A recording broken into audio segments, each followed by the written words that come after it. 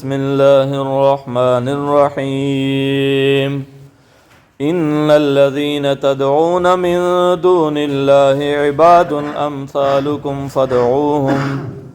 فادعوهم فلیستجیبوا لکم ان کنتم صادقین الہم ارجل یمشون بها ام لهم ایدی یبطشون بها ام لهم اعین یبصرون بها ام لهم آذان یسمعون بها قل ادعوا شرکاءکم ثم کیدونی فلا تنظرون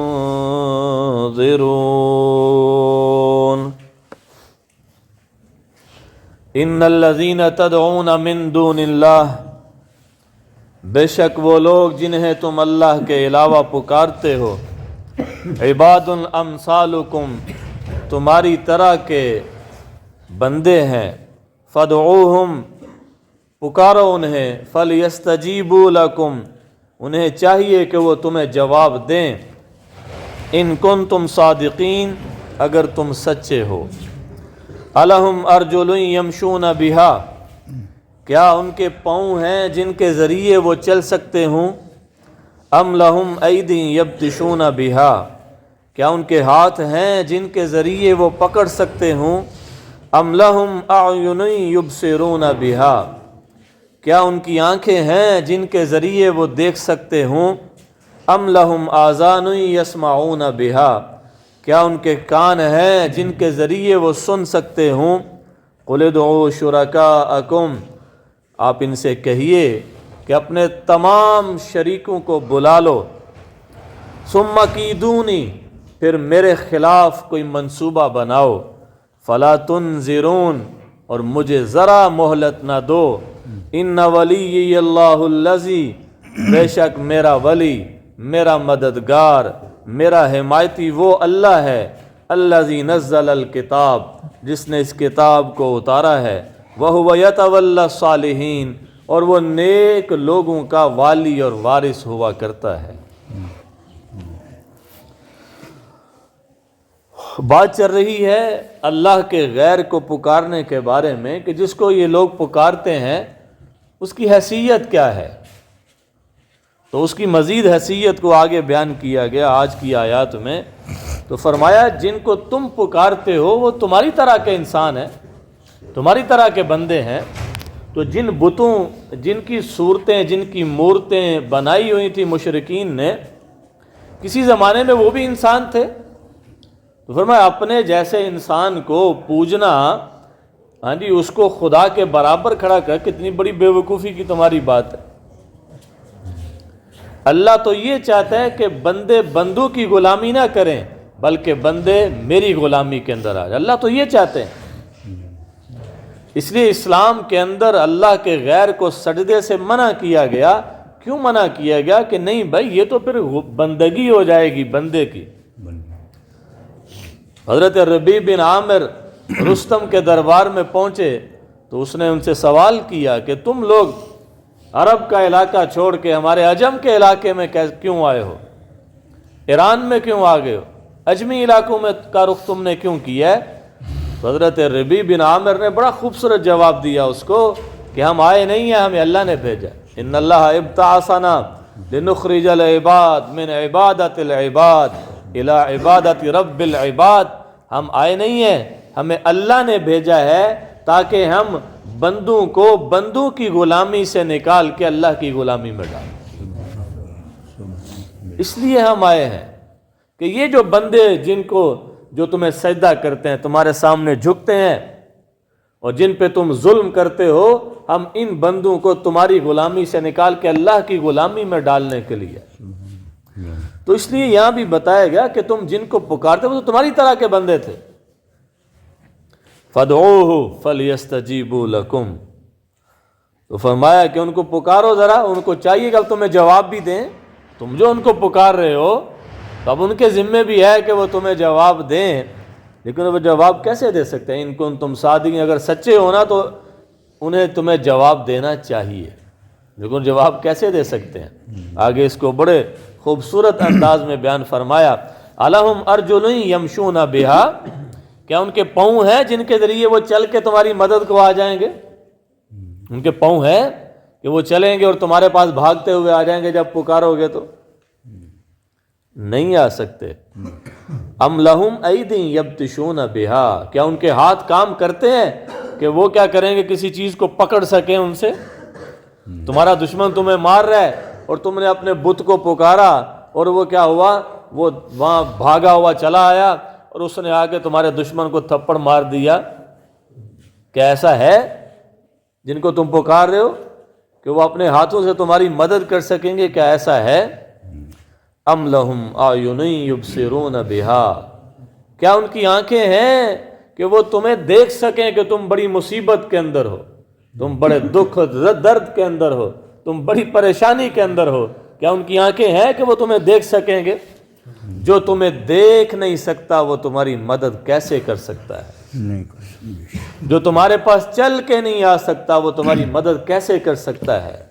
جو تمہارے دشمن کا ہاتھ نہیں روک سکتا وہ تمہاری مدد کیسے کر سکتا ہے؟ کتنا آسان انداز ہے سمجھانے کا، کتنا آسان انداز ہے۔ آگے، ام لہم آذان یسمعون بہا، کیا ان کے کان ہیں کہ جن کے ذریعے وہ سن سکتے ہیں؟ جو تمہاری آواز ہی نہ سنے وہ تمہاری آواز پہ لبیک کیسے کر سکتا ہے؟ لبیک کیسے کر سکتا ہے؟ وہ سنتا ہی، وہ سن نہیں رہا تمہاری آواز، وہ تمہاری آواز سن نہیں رہا۔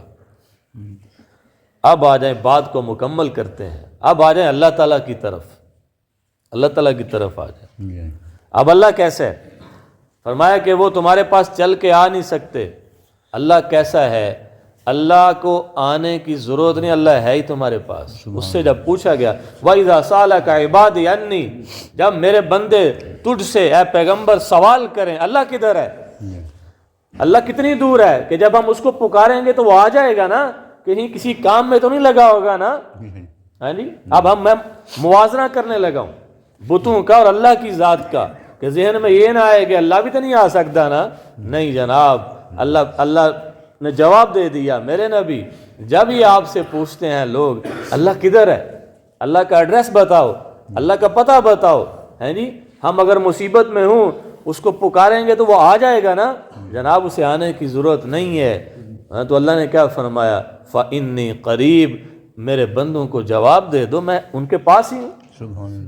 یا اللہ ہمیں سمجھ نہیں آتی آپ کتنے پاس ہیں، ہاں جی، 1 میل کا فاصلہ ہے، 10 میل کا فاصلہ ہے، چلو پتہ تو چلے نا کہ جناب 1 میل کے اوپر اللہ تعالیٰ ہے، کال کریں گے اللہ تعالیٰ آ جائیں گے۔ کتنے ہیں؟ تو فرمایا نحن اقرب الیہ من حبل الورید، ہم شہرک سے بھی زیادہ قریب، تمہاری جان بھی اتنے تمہارے قریب نہیں ہے جتنے ہم تمہارے قریب ہیں، جتنے ہم تمہارے قریب۔ ابھی یہ نماز کے اندر آخری دوسری رکعت میں آخری آیت پڑھی گئی ہے، وقال ربکم ادعونی استجب لکم، تمہارا رب تمہیں کہتا ہے کہ مجھے پکارو، مجھ سے دعا کرو، میں تمہاری دعا کو قبول کروں گا۔ یہ نہیں کہا میں سنوں گا، استجب لکم، میں تمہاری دعا کو کیا کروں گا؟ قبول کروں گا، میں جواب دوں گا، جواب دوں گا۔ مشہور واقعہ، ایک کافر ایک بت کو تراش کے 70 سال سے اس کی عبادت کر رہا تھا، بوڑھا ہو گیا، اس کو پکارتے پکارتے، ہاں جی، ایک دن اونگ آئی اور اونگ میں وہ اس کو کہتا تھا یا صنم، ایک دن اونگ آئی اور اونگ میں اس نے کہ اس کی زبان سے نکل گیا یا صمد۔ کبھی کبھی غلطی سے اچھے کام بھی ہو جاتے ہیں، ہاں جی، غلطی سے ہمیشہ غلط کام نہیں ہوتے، غلطی سے کبھی اچھے کام بھی ہو جاتے ہیں۔ تو اس نے اس کی زبان سے کہا یا صمد، میرے رب نے عرشوں سے آواز دی لبیک یا عبدی، میرے بندے میں حاضر ہوں۔ فرشتے جو رب کے پاس ہیں انہوں نے کہا پروردگار 70 سال سے وہ اس بت کو پکار رہا تھا، اس نے تو کوئی جواب نہیں، غلطی سے اس کے منہ سے آپ کا نام نکلا ہے۔ تو فرمایا وہ 70 سال سے نہیں بولا، میں بھی اگر جواب نہ دیتا تو اس میں اور مجھ میں فرق کیا رہتا؟ یہ ہے رب العالمین، اسے آنے کی ضرورت نہیں، وہ ہے ہی تمہارے پاس۔ یہ تو ہم ہیں جو اس سے دور بھاگتے ہیں، وہ ہم سے دور نہیں ہے، وہ ہمارے بہت قریب ہے۔ ام لہم ایدی یبطشون بہا، ان کے کیا ہاتھ ہیں؟ کیا اللہ کے ہاتھ ہیں کہ جو کیا کرے گا، جو روک لے گا ہمارے دشمن کو؟ تو روک لے گا۔ ید اللہ فوق ایدیہم، اللہ کہتا ہے کہ اللہ کا ہاتھ ان کے ہاتھوں کے اوپر تھا۔ صحابہ اکرام کیکر کے درخت کے نیچے حضور کے ہاتھ کے اوپر 1400 صحابہ اکرام بیعت کر رہے ہیں، اور بیعت میں یہ کہہ رہے ہیں کہ حضرت عثمان کے قتل کا بدلہ لیے بغیر ہم واپس مدینہ نہیں جائیں گے۔ 1400 صحابہ اکرام کے ہاتھ پہ جو ہے بیعت کر رہے ہیں حضور کے ہاتھ پہ، ان کے بارے میں میرے رب نے فرمایا ید اللہ فوق ایدیہم، یہ مت سمجھو کہ وہ تمہارے ہی ہاتھ ادھر تھے، اللہ کا ہاتھ بھی ادھر ہی تھا، اور تمہارے ہاتھوں کے اوپر اللہ کا ہاتھ تھا۔ تو جدھر تم ہوگے اللہ کا ہاتھ تمہارے اوپر ہوگا، بس تمہیں اس ہاتھ کو جاننے اور پہچاننے کی ضرورت ہے۔ ید اللہ فوق ایدیہم، آگے فرمایا ام لہم اعین یبصرون بہا، ان کی آنکھیں ہیں جو وہ دیکھ سکتے ہیں۔ ہمارے رب کا دیکھنا کیسا ہے؟ وہ قرآن پاک میں بار بار ایک جملہ آتا ہے انہ هو السمیع البصیر، آج بھی نماز میں آیت ہے انہ هو السمیع البصیر، وہ سننے والا اور وہ دیکھنے والا ہے۔ اور ظاہر ہے جس نے 7.5 ارب انسانوں کو دیکھنے کے لیے آنکھیں عطا کی، جس نے اربوں کھربوں مخلوقات کو دیکھنے کے لیے آنکھیں عطا کی، اس کا اپنا دیکھنا کیسا ہوگا؟ اس کا اپنا دیکھنا کیسا ہوگا؟ جو ہدہد کو ایسی بینائی عطا کرے کہ ہدہد آسمان میں اڑ رہی ہے اور اسے زمین کے نیچے پانی کے لیول کا پتہ چل جائے، جس نے ہدہد کو یہ آنکھ عطا کی ہے کہ وہ زمین کی تہ میں چھپے ہوئے پانی کو دیکھ لیتی ہے، اس رب کا اپنا دیکھنا کیسا ہوگا؟ سلیمان علیہ السلام دیکھو، وہ ہدہد کو ساتھ رکھتے تھے، جہاں کہیں ہدہد چکر لگاتی ادھر پانی ہے، وہ جنات کو حکم کرتے وہ کنویں نکال دیتے۔ ایسا ایک جہان تھا اس زمانے میں۔ تو وہ ہدہد جو ہے وہ کیا کرتی تھی، وہ چکر لگاتی تھی ادھر جہاں پانی ہوتا، اور سلیمان علیہ السلام جنات کو کہتے۔ تو اب ہدہد کو بینائی کس نے دی ہے کہ زمین کی تہ کے اندر اسے پانی نظر آ جاتا ہے؟ اللہ نے دی ہے۔ وہ اللہ کی ایک چھوٹی سی مخلوق ہے، لیکن چھوٹی سی مخلوق میں دیکھیں اللہ کی نشانی کتنی بڑی ہے۔ انسان نہیں دیکھ سکتا، وہ دیکھ پاتی ہے۔ تو اب دیکھو جس رب نے اس کو ایسا دیکھنے کی طاقت دی ہے، وہ اس اللہ کا اپنا دیکھنا کیسا ہوگا؟ اس کا اپنا دیکھنا کیسا ہوگا؟ حدیث میں آتا ہے کالا پہاڑ ہو، کالی رات ہو، اس کے اوپر سیاہ پتھر کے اوپر سیاہ چونٹی، کالے رنگ کی چونٹی چل رہی ہو، رب کا دیکھنا اتنا کامل ہے کہ رب اس چونٹی کو دیکھ رہا ہوتا ہے۔ اس کا سننا اتنا کامل ہے اللہ تبارک و تعالیٰ کا کہ وہ اس چونٹی کے قدموں کی آہٹ کو بھی سنتا ہے، چونٹی کے قدموں کی آہٹ کو بھی سنتا ہے۔ اس کا جاننا اتنا کامل ہے کہ وہ جو چونٹی کالی چٹان کے اوپر کالی رات میں کالے پہاڑ کے اوپر وہ چل رہی ہے، اس کے دل کے اندر اس وقت جو خیال آتا ہے میرا رب اس کو بھی جانتا ہے۔ آپ اندازہ لگاؤ، جو اس کے دل کے اندر خیال ہے وہ اس کو بھی جانتا ہے۔ تو ان کے پاس تو ہے ہی کچھ نہیں، ام لہم آذان یسمعون بہا، کیا ان کے کان ہے جو سن سکتے ہیں؟ اللہ کا سننا کتنا کامل ہے، میرے نبی نے وضاحت فرما دی، ان اولکم و آخرکم و انسکم و جنکم، فرمایا تمہارے پہلے بھی آ جائیں، تمہارے بعد والے بھی آ جائیں، جنات بھی آ جائیں، انسان بھی آ جائیں، سارے حشرات الارض بھی آ جائیں، چرند پرند درند سارے ایک میدان میں جمع ہو جائیں، اور ساری مخلوقات اللہ تعالیٰ کو ایک ہی وقت میں اپنی اپنی زبان کے اندر پکارنا شروع کر دیں، اللہ سے مانگنا شروع کر دیں۔ میرے نبی نے فرمایا ان سب کا اکٹھے بولنا اللہ کو پریشان نہیں کرے گا۔ یہاں 4 بندے اکٹھے بولنا شروع تو کیا کہو یار ایک یہ نہ بولو، مجھے سمجھ نہیں آ رہی۔ ہمارے رب کا سننا اتنا کامل ہے کہ سارے ہی اکٹھے بولنا شروع کر دیں، اپنی اپنی زبان میں بولنا شروع کر دیں۔ انسانوں کی کتنی بولی ہیں، ہاں جی، اس وقت جو دنیا کے اندر بولی جانے والی زبانیں ہیں وہ 50,000 سے اوپر زبانیں ہیں جو اس وقت دنیا میں بولی جا رہی ہیں، 50,000 سے اوپر۔ تو 50,000 زبانوں کے اندر انسان بولیں، پھر جنات بولیں، پھر پرندے اپنی بولی میں بولیں، ہاں جی، جانور اپنی بولی سنائیں، کوا، چڑیا، کبوتر، بطخ، یہ سارے اپنی اپنی زبان میں بات کریں۔ میرے نبی نے فرمایا کہ اللہ تبارک و تعالی ہر ایک کی بولی کو ایک ہی وقت میں سمجھے گا، سنے گا، اور جو وہ مانگ رہے ہیں اللہ ان سب کو عطا بھی کرے گا۔ سبحان اللہ۔ اللہ کا سننا ایسا ہے، یہ تو سن نہیں سکتے، اللہ ایسے سنتا ہے، قُلِ ادْعُوا شُرَكَاءَكُمْ ثُمَّ كِيدُونِي، تو فرمایا اپنے سارے شریکوں کو بلا لو، چونکہ مشرکین مکہ حضور کو ڈراتے تھے، نہ ہمارے بتوں کی برائی نہ بیان کیا کرو ورنہ تمہیں نقصان پہنچائیں گے وہ۔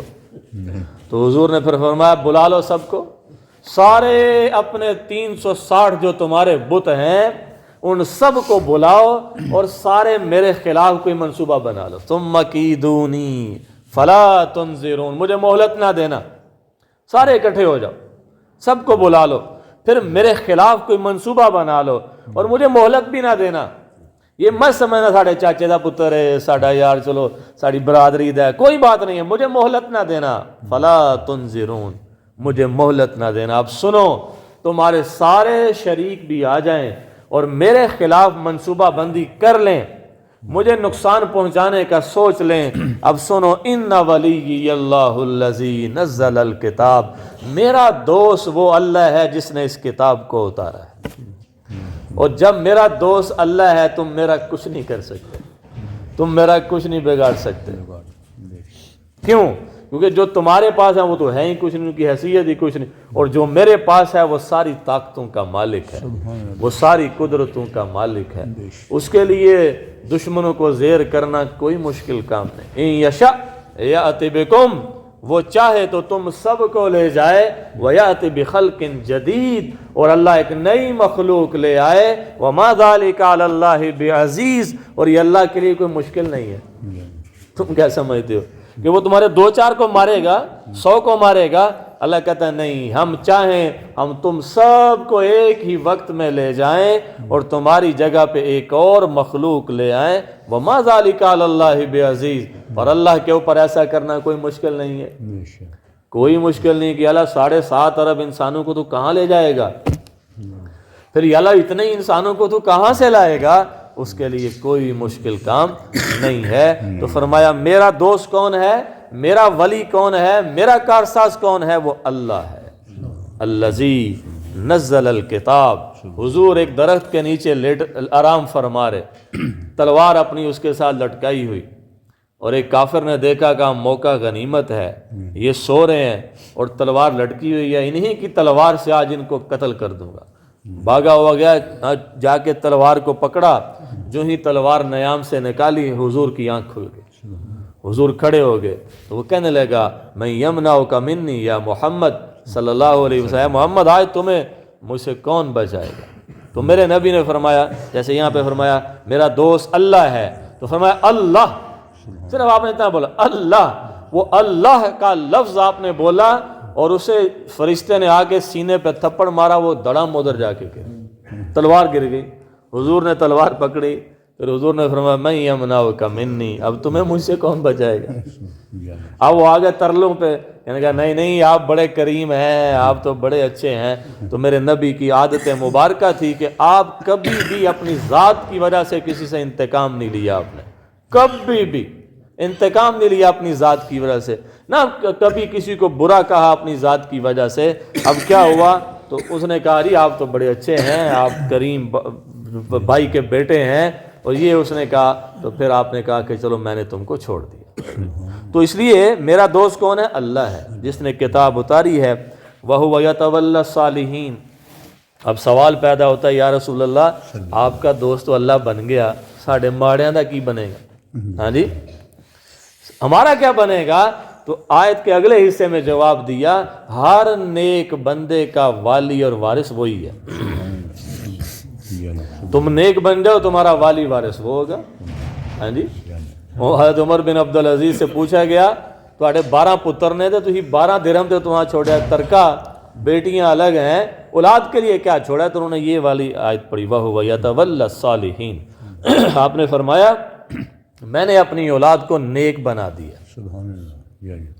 اور نیک لوگوں کے بارے میں میرے رب نے فرمایا قرآن میں کہ میں ان کا والی اور وارث ہوں۔ پھر دنیا نے وہ دن دیکھا کہ وہ جو اس وقت بادشاہ تھے ان کے بیٹے بازاروں میں بھیک مانگ رہے تھے، اور حضرت عمر بن عبدالعزیز کے بیٹے ایک ایک وقت میں 1-1 لاکھ دینار صدقہ کرتے تھے۔ سبحان اللہ، سبحان اللہ۔ تو اس لیے نیک بن جائیں تو اللہ کیا ہوگا؟ ہمارا کارساز ہوگا، اللہ ہمارا والی ہوگا، وہ ہمارا وارث۔ اور جب وہ والی بن جائے پھر ٹینشن ہی کوئی بات نہیں، کسی بات کی فکر نہیں ہے، جتنے مرضی دشمن ہوں پھر کوئی پرواہ نہیں ہونی چاہیے، پھر وہ اکیلا ہی انا کفیناک المستہزئین۔